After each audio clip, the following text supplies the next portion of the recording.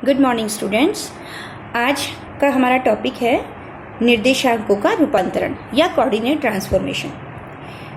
देखिए, इसको समझने के लिए जैसा कि हम जानते हैं कि अलग अलग निर्देश तंत्रों में अगर हम किसी घटना का प्रेक्षण करते हैं तो हमारे पास अलग अलग रिजल्ट्स आएंगे। जैसे आपके लिए सबसे जो एक जनरल एग्जांपल है जिसे आप बचपन से सुनते और देखते आए हैं कि जब आप किसी गाड़ी से यात्रा करते हैं, ट्रैवलिंग करते हैं, तो जब आप गाड़ी के अंदर होते हैं तो आपको बाहर की सभी जो स्टेबल वस्तुएं हैं, पेड़ हैं या कोई व्यक्ति खड़ा है, तो आपको वो मूवेबल लगता है। मतलब वो आपको लगता है कि आप तो स्थिर बैठे हैं और वो चल रहा है, लेकिन वास्तविकता में वो तो एक जगह स्टेबल है। पेड़ कभी अपनी जगह से हिलते नहीं हैं, चलते नहीं है ना, लेकिन इसके बावजूद आपको क्या लगता है कि पेड़ जो है चल रहे हैं आपकी अपोजिट डायरेक्शन में। आप अगर नॉर्थ टू साउथ जा रहे हैं तो पेड़ आपको साउथ टू नॉर्थ चलते हुए दिखाई देते हैं। तो इसका क्या रीज़न है? इसका मतलब कि आप जिस डायरेक्शन में जा रहे हैं आपको सामने वाली वस्तु उसी वेग से आपकी अपोजिट डायरेक्शन में चलती हुई प्रतीत होती है, आभास होता है। लेकिन इसी को हम क्या कहते हैं? सापेक्ष गति। आइंस्टीन ने जो दिया आपेक्षिकता का सिद्धांत, वो यही कहता है कि प्रत्येक वस्तु की जो गति होती है वो क्या होती है? आपेक्षिक होती है। कभी भी निरपेक्ष गति पॉसिबल नहीं है कि हम कह दें कि ठीक है, एक बॉल हमने यहाँ से मूव करवाई और हमने कह दिया कि 5 मीटर पर सेकेंड स्पीड से बॉल जा रही है। लेकिन इस जो हम बात कह रहे हैं इसके पीछे अंडरस्टूड जो फ्रेम ऑफ रेफरेंस होता है वो होता है हम खुद, जो हम वहाँ ऑब्जर्वर हैं, उनके सापेक्ष वो जो बॉल है वो 5 मीटर पर सेकेंड की स्पीड से मूव कर रही है। ठीक है, लेकिन ये ज़रूरी नहीं कि वो जो बॉल मूव कर रही है वेलोसिटी 5 मीटर पर सेकेंड की स्पीड से, वो प्रत्येक व्यक्ति के लिए सेम वेलोसिटी से मूव करती हुई दिखाई दे। हो सकता है कि आपसे बहुत दूर जो व्यक्ति खड़ा है उसे वो बॉल बहुत फास्ट चलती हुई दिखाई दे या फिर बहुत स्लो चलती हुई दिखाई दे। तो डिपेंड करता है कि किस एंगल पे व्यक्ति खड़ा है, या वो मूव कर रहा है या वो स्थिर खड़ा है। ऐसे बहुत से केसेस हमारे सामने हो सकते हैं किसी चीज़ की गति को दर्शाने के लिए। तो देखिए, हमें जो निर्देशांक का रूपांतरण है वो क्या होगा? मान लीजिए ये मेरा निर्देश तंत्र है XYZ, एक कार्तीय निर्देश तंत्र है, इसको मैंने S नाम दिया है। ठीक है, एक दूसरा निर्देश तंत्र मैं लेती हूँ, यहाँ मैंने प्राइम लगा दिया सभी के, X prime, Y prime, Z prime, मूल बिंदु O प्राइम। इसको मैंने कौन सा नाम दिया? S prime. ये मेरा पहला निर्देश तंत्र S फ्रेम है, ये मेरा दूसरा फ्रेम S प्राइम है। देखिए, मुझे अगर किसी कण P के निर्देशांक XYZ S फ्रेम में पता है, S फ्रेम में तो मुझे पता है कि इसके निर्देश तंत्र ये हैं, XYZ है, लेकिन S प्राइम फ्रेम जो हो सकता है कि S फ्रेम के सापेक्ष स्थिर हो सकता है कि गतिमान हो किसी वेग v से, और एक पॉसिबिलिटी हो सकती है कि वेग v स्थिर हो, नियत वेग से गतिमान हो, और दूसरी स्थिति हो सकती है कि S प्राइम जो है वो किसी त्वरण से गति कर रहा हो, मतलब उसमें त्वरण उत्पन्न हो, मतलब चेंजेबल वेलोसिटी हो, उसकी वेलोसिटी टाइम के साथ साथ चेंज हो रही है, ये भी हो सकता है। तीसरी स्थिति हो सकती है कि S प्राइम जो है वो S के सापेक्ष एक कोण पर घूर्णन कर रहा हो, घूम रहा हो, कोई ज़रूरी नहीं कि रेखीय गति हो रही हो, घूम भी सकता है। फोर्थ कंडीशन हो सकती है कि S प्राइम फ्रेम जो घूम रहा है उसकी घूर्णन गति भी समय के साथ परिवर्तित हो रही है, मतलब उसका जो कोणीय वेग है वो समय पे डिपेंड कर रहा है। तो इस तरह से बहुत सारे हमारे पास केसेस होंगे जिनमें हम निर्देशांकों का रूपांतरण का अध्ययन करेंगे। तो हमें करना क्या होगा कि एक फ्रेम में अगर हमें एक कण के निर्देशांकों का पता है तो हम इक्वेशन निकालेंगे और उन इक्वेशंस का यूज़ करके हम S प्राइम फ्रेम में इस कण के निर्देशांक निकालेंगे। ठीक है, तो हम देखेंगे कि क्या डिफरेंट आते हैं निर्देशांक, ये हम एनालिसिस करेंगे कि किस तरह से S प्राइम फ्रेम की जो मैंने अभी कंडीशंस बताई आपको, उनके अकॉर्डिंग S प्राइम फ्रेम में ये कण P के निर्देशांक का जो रूपांतरण है, उसके निर्देशांक, उसकी स्थिति, उसका वेग, उसका त्वरण, ये सब चीज़ें हम देखेंगे कि वो S के सापेक्ष सेम आती हैं, डिफरेंट आती हैं, क्या इक्वेशंस हमें मिलती हैं। तो देखिए, हम इसकी डेफिनेशन हम देंगे।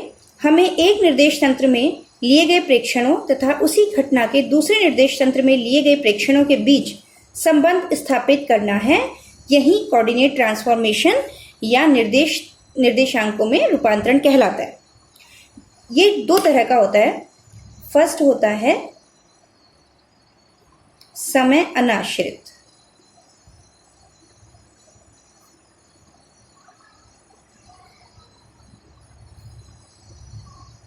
टाइम इंडिपेंडेंट, जो कि समय पर निर्भर नहीं करता है।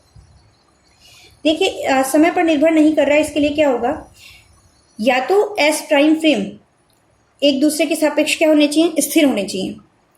कब ये वाली कंडीशन आएगी, जब एस प्राइम फ्रेम और एस फ्रेम दोनों एक दूसरे के सापेक्ष क्या हो, स्थिर हो, या फिर केवल स्थानांतरण या निश्चित कोण से घूर्णन हो रहा हो। मतलब या तो स्थिर हो या नियत वेग से गतिमान हो, नियत वेग से, बट या तो क्या हो, v इक्वल्स टू 0 हो, या फिर v जो हो वो क्या हो, नियत हो, और या फिर निश्चित कोण से घूर्णन कर रहा हो, मतलब कोणीय वेग क्या हो, नियत हो। अगर घूर्णन गति कर रहा है तो जो ओमेगा होगा इट शुड बी कांस्टेंट।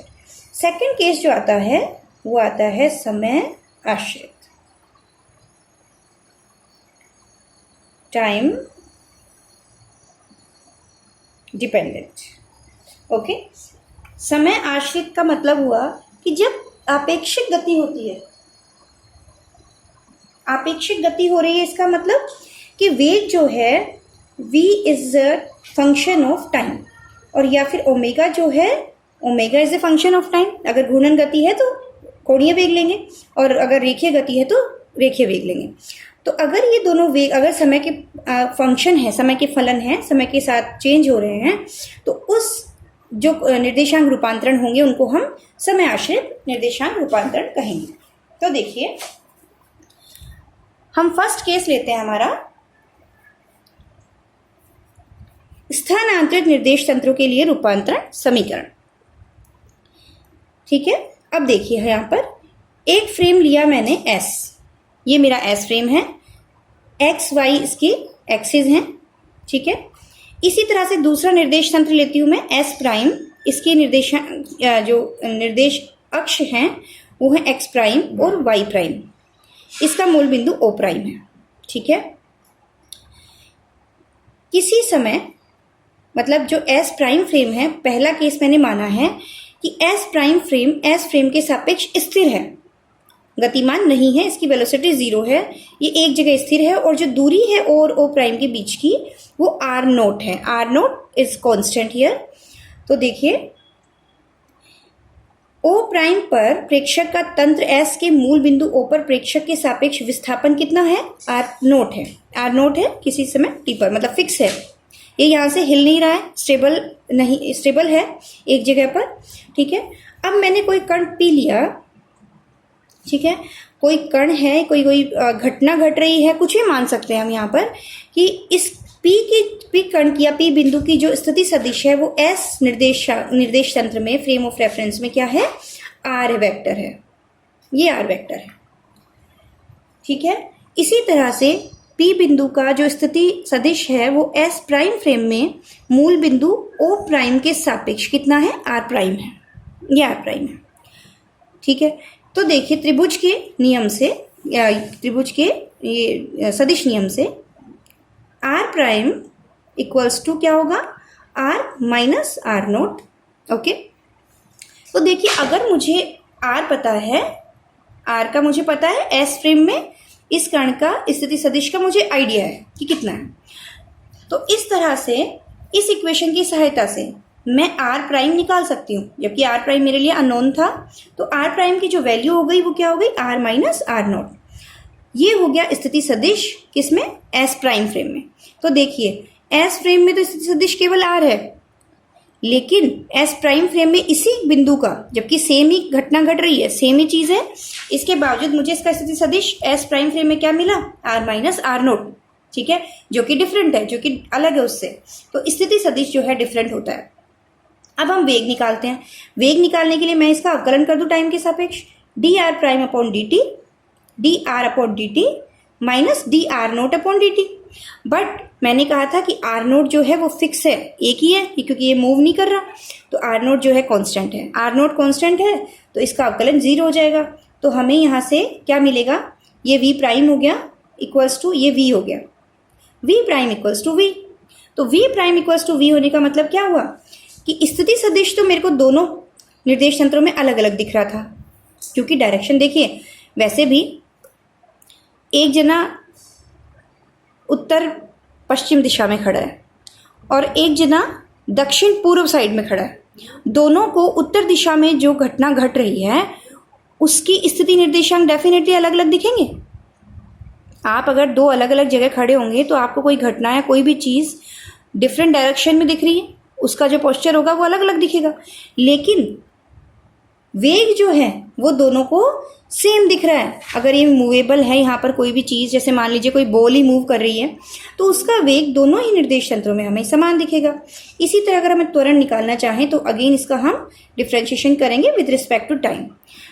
इससे मुझे क्या मिलेगा, a prime equals to a. Again we got the same value of acceleration. तो हमें यहाँ पर वेग और त्वरण दोनों की सेम वैल्यू मिलेंगी दोनों निर्देश तंत्रों में, लेकिन स्थिति सदिश हमें अलग मिलेगा। चलिए नेक्स्ट क्लास में दूसरा टॉपिक लेंगे, जिसमें जो एस प्राइम फ्रेम होगा वो अब कांस्टेंट नहीं होके वेलोसिटी v से मूव कर रहा होगा। Okay, thank you.